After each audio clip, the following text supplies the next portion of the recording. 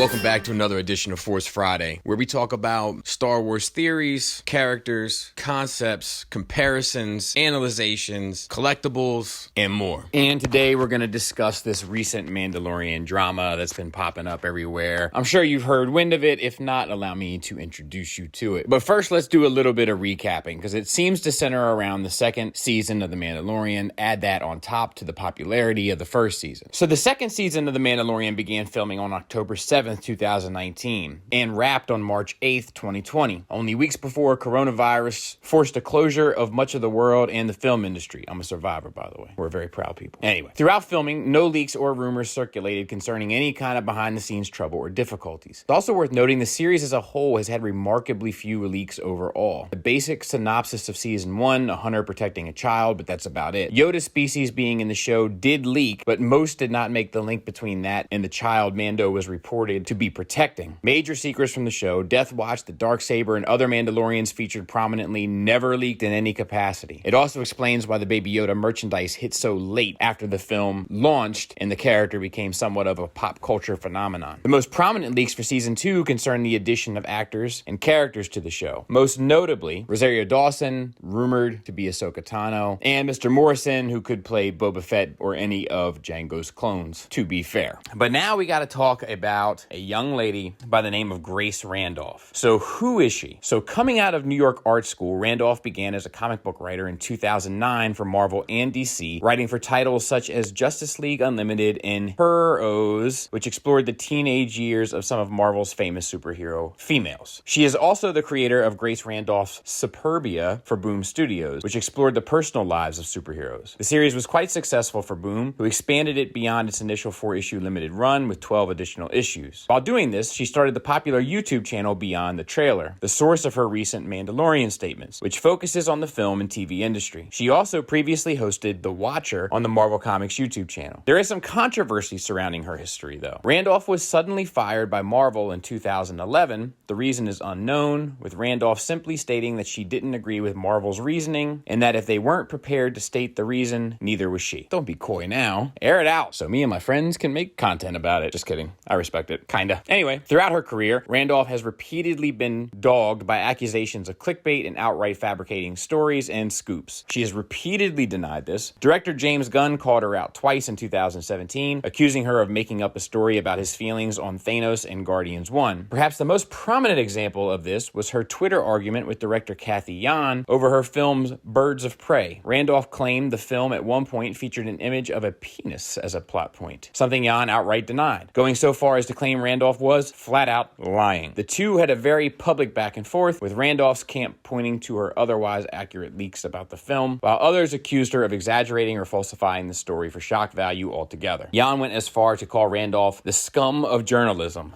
I got news for you. She's probably just one of many in that category, and received support from director Ava DuVernay. Stories and rumors that come solely from Randolph are not allowed on the Star Wars Leaks Reddit page. The reason being, her track record is spotty at best. So with some of the backstory out of the way, both on The Mandalorian and on the individual who kind of brought the quote-unquote drama to the light, we can now begin to dig in to the drama itself. This all started on September 1st when Randolph tweeted about a Disney quote-unquote not liking the trailer and getting it re-edited, and mentioned a big, capital B-I-G, not to be confused with notorious, problem that occurred during filming. It is worth noting that several days later, regular scoopers, Kessel Run Transmissions, and Jordan Mason had reported on Disney modifying the trailer in some way. Randolph is regularly accused of running with and exaggerating other people's stories. However, she claims that scoopers, by and large, tend to hear stories at the same time, which I suppose is reasonable and fair, assuming that their leaks are all coming from the same types of folks. She continued to dance around directly addressing the rumor, stating the season could still turn out great. On September 2nd, she said to expect a quote-unquote big shift mid-season. On September 8th, Entertainment Weekly dropped a first look article on Season 2. Favreau notably stated that the series will begin to focus on other characters aside from the Mandalorian himself, drawing a comparison to the myriad plot threads and characters of Game of Thrones. Randolph took this as proof of her story, tweeting that same day that she hears the situation quote-unquote might have been patched up, but that what is in the can is in the can for Season 2. It was around this time that many prominent scoopers in the Star Wars community began to push back against her claims. Corey Van Dyke of Kessel Run Transmissions, who notably talked about a Bad Batch animated show over a month before it was confirmed, stated that, for what it's worth, our most reliable sources say that Mando Season 2 is incredible and that Lucasfilm Limited is very happy with it. Jordan Mason, editor-in-chief of geek website Cinelinx, is another prominent Star Wars scooper with a good track record. His comments were pretty scathing. He said, "I don't know much, but I know I love you." No, he said, "I do know that the few times I've heard info and then see Randolph mention the same info, I immediately chuck that intel in the trash. Hasn't let me down so far." He then further added, "As for this Mandalorian thing she's putting out there, nah," stating that the reshoots were for shots quote-unquote specifically for the trailer. When the trailer dropped on September 15th, Randolph posted a trailer reaction and finally explained what she was alluding to. She claims that during the filming of Season 2, lead star Pedro Pascal really wanted to film some scenes with his helmet off, but that the Mandalorian creative team wouldn't budge on this. She says that Pascal then became difficult to be around on set, and that the final straw was him going above Favreau and Filoni to Lucasfilm directly, which led to Pascal leaving the show after the creative team decided he was too much trouble, and that he should just be let go. She specifically added that this happened about halfway through filming. She says that the breakup was quote-unquote pretty bad, with both sides very upset, and that she has heard they may have patched things up for Season 3. Although she stressed she hasn't been able to verify that last bit. After this, various sites began to run with the story, some reasonably reporting on a popular rumor, others the usual who spin everything Star Wars into something negative for clicks. Now the question is, could this already be debunked? I'm not so sure, but I'll tell you what I got. The Star Wars Leaks subreddit, who notably hosted the entire plot of Rise of Skywalker, as well as the plot of Force Awakens, and many clues along the way to The Last Jedi, have refused to directly allow Rudolph's claims, saying that they only stir up the community and come from someone with a sketchy track record. So the question is, could this possibly be debunked? I'm not so sure, but I'll tell you what I got that might suggest it. The most notable counter has come from Phil. Here's his last name. You know I'm not very good with those. I'm going to leave that here, and from now on, we'll call this gentleman Phil on Twitter. Phil is an asset and content specialist at the Lucasfilm art department. He has penned many of the art books for the recent films, and his Art of the Mandalorian book is due to drop in the next coming months. He recently tweeted about the Lucasfilm Limited art department visiting the set in mid-February, the last of many months of shooting, poked around the incredible Stagecraft LED volume, where he got to give the Mandalorian himself, Pedro Pascal that is, a hey there on the way out. Supporters of Randolph's claims say that Phil is lying and doing damage control as he works for Lucasfilm, pointing out the lack of any kind of rebuttal from Pascal or anyone involved online. However, the detractors of Randolph's story state that this is proof her story is BS and an exaggeration to garner clicks and attention as the hype builds for the biggest show in the world. And now I will give my opinion on it, which is relatively simple. First of all, I want to state and overstate that news and speculation and rumors and drama circulating around anything recently released and from Lucasfilm in regards to Star Wars doesn't surprise me one bit. There are people that make their living off of bashing Star Wars and turning other people to their cause. So there's absolutely nothing about that surprises me one iota. However, I will say that this one has a little bit more validity to it than a lot of other complete BS rumors that I've already debunked on this channel many times have had in the past. And I'll tell you one of the lamest reasons.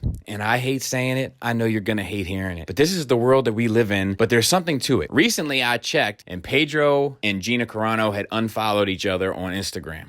And I know that sounds stupid, and I feel stupid even saying it. But in today's world, it matters. I'll also say this. We here on Force Fridays choose our words very wisely. We just called this show the biggest show in the world, and we stand behind that. If you were the star of the biggest show in the world, would you want your face front and center? Because I can understand for business reasons why you might. And if that's the case, and he's got a little bit of that prima donna edge in him, my suggestion is 86 this dude immediately. You know why they never could kill Chewbacca in any of the sequels? I'm not talking about the books where they threw a moon at him, which was dumb, by the way. But I'm talking about in the sequel trilogy. You know why they never killed him? Because you can always put another tall dude in the dog suit. That's why. That's the cold, hard truth of that. That's why. And the same thing goes for the bucket. You can always put another dude in the bucket. Luckily in season 1, now I'm saying all this obviously without having seen season 2, but luckily in season 1, the dude says about 8 words. Now that's one of my big criticisms, but it might actually be the show's saving grace that they got to put this dude in the unemployment line. And I want to go ahead and stress that I am speaking speaking allegedly. If all of this is BS, which it may very well be, then by all means continue, because we've seen people spin BS out of Star Wars before. One of my biggest issues with The Mandalorian is that we don't get enough character, enough acting, and enough humanity out of him. The saving grace to that could be that you can get somebody else to finally come forward with that humanity, with that character, with that acting, with that dialogue.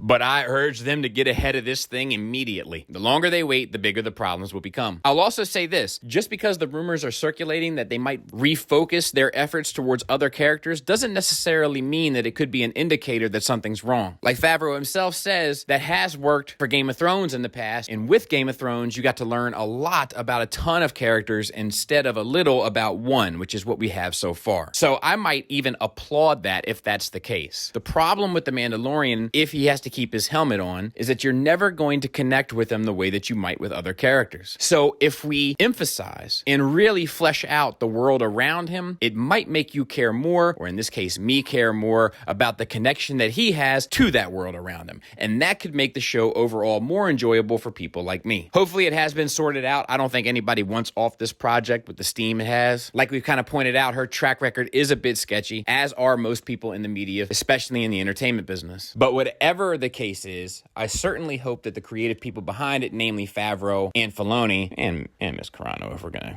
keep it 100% honest here, can overcome this and kind of get the show back on the rails. That is, if it's off the rails to begin with. But because it's such a big topic right now, I thought that it was necessary for us here to give you guys a little bit of a more fair and reasonable explanation, along with the facts regarding the rumors. Hope you guys are staying safe. Hope you guys are staying sane. Thanks for listening. Thanks for watching. Until next time, take care.